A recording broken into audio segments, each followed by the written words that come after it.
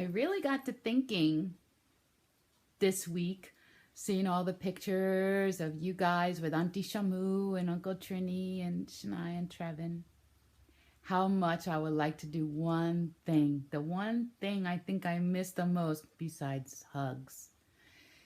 I wish I could read to you guys.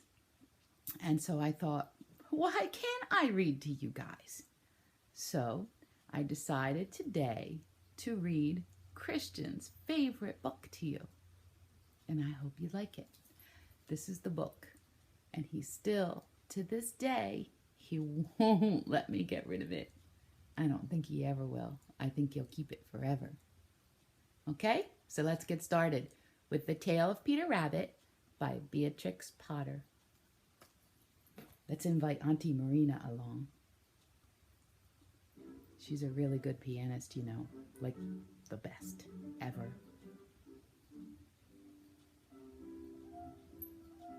Here. Can you imagine playing like that?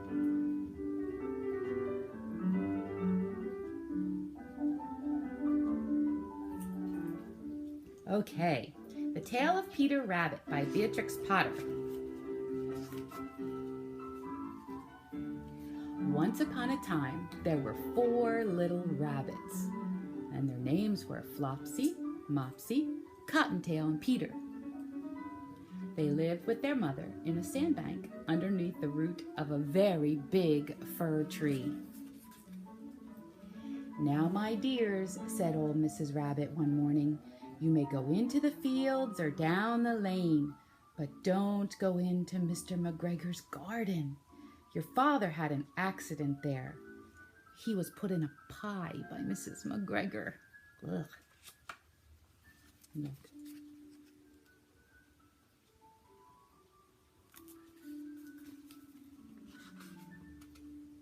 "Now run along and don't get into mischief. I'm going out." Then old Mrs. Rabbit took a basket and her umbrella and went through the wood to the baker's. She bought a loaf of brown bread and 5 currant buns. There she is, going shopping.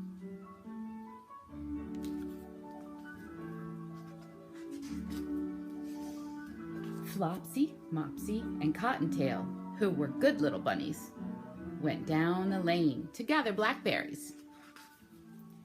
But Peter, who was very naughty, ran straight away to Mr. McGregor's garden, and he squeezed under the gate.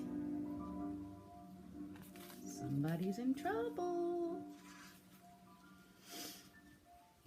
First, he ate some lettuce, then some French beans, and then he ate some radishes. Do you guys eat your vegetables? I hope so. They're good for you, make you grow big and strong.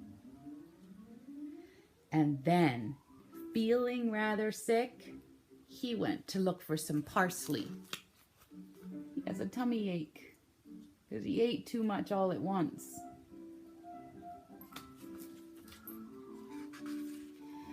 But round the end of the cucumber frame, who should he meet but Mr. McGregor? Uh-oh. See Mr. McGregor? Trouble!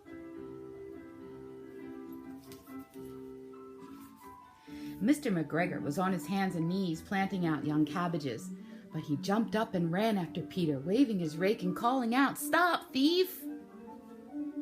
Run, Peter, run!" Peter was most dreadfully frightened.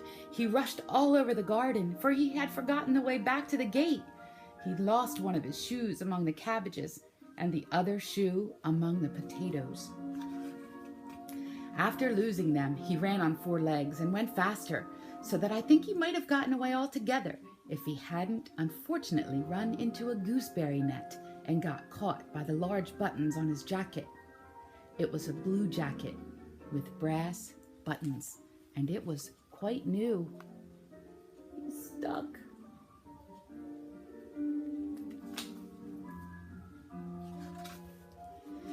Peter gave himself up for lost, and he shed big tears.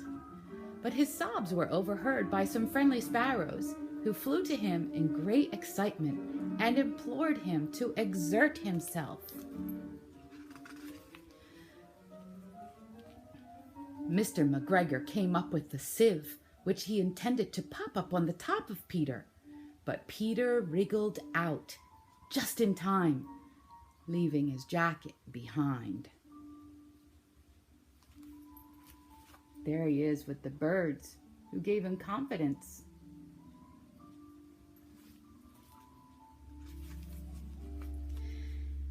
He rushed into the tool shed and jumped into a can. It would have been a beautiful thing to hide in if it hadn't had so much water in it. Mr. McGregor was quite sure that Peter was somewhere in the tool shed, perhaps hidden underneath a flower pot. He began to turn them over carefully, looking under each. Presently, Peter sneezed.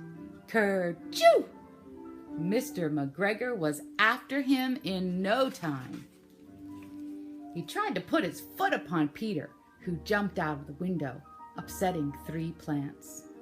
The window was too small for Mr. McGregor, and he was tired of running after Peter, so he went back to his work. Look at that big mess he's making.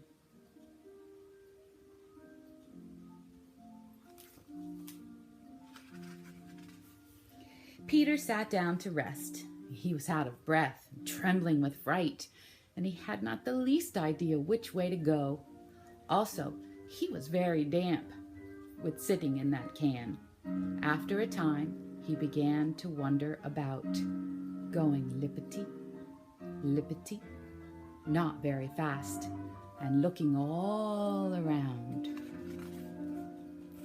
He found a door in a wall, but it was locked, and there was no room for a fat little rabbit to squeeze underneath.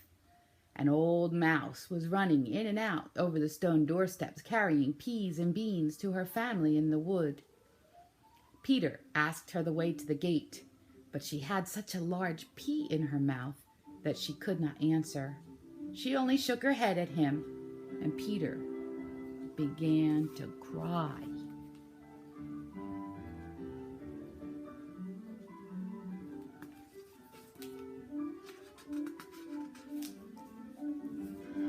Then he tried to find his way straight across the garden, but he came more and more puzzled.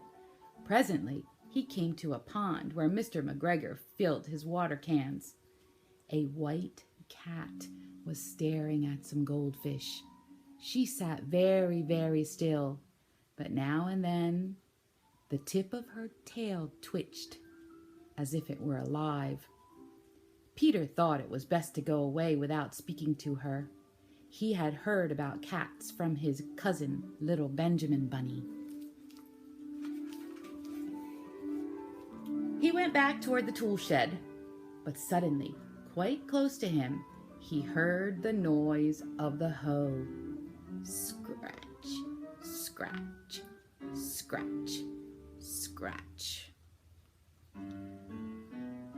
Peter scuttered underneath the bushes, but presently, as nothing happened, he came out and climbed upon the wheelbarrow and peeped over. The first thing he saw was Mr. McGregor hoeing onions. His back was turned toward Peter, and beyond him was the gate. You see the gate?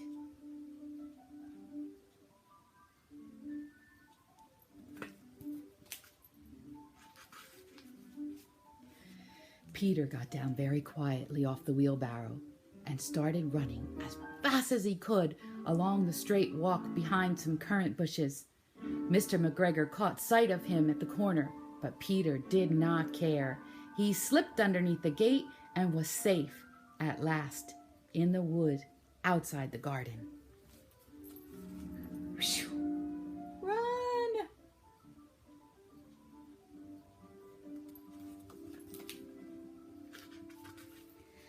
Mr. McGregor hung up the little jacket and shoes for a scarecrow to frighten the blackbirds. I wonder if he thought it was funny that a rabbit was wearing clothes. I would be a little startled at that. Peter never stopped running or looked behind him till he got home to the big fir tree. He was so tired that he flopped down upon the nice soft sand on the floor of the rabbit hole and shut his eyes. His mother was busy cooking and wondered what he had done with his clothes. It was the second little jacket and pair of shoes that Peter had lost in 2 weeks. I am very sorry to say that Peter was not very well during the evening. His mother put him to bed and made him some chamomile tea, and she gave him a dose to Peter, 1 tablespoonful to be taken at bedtime.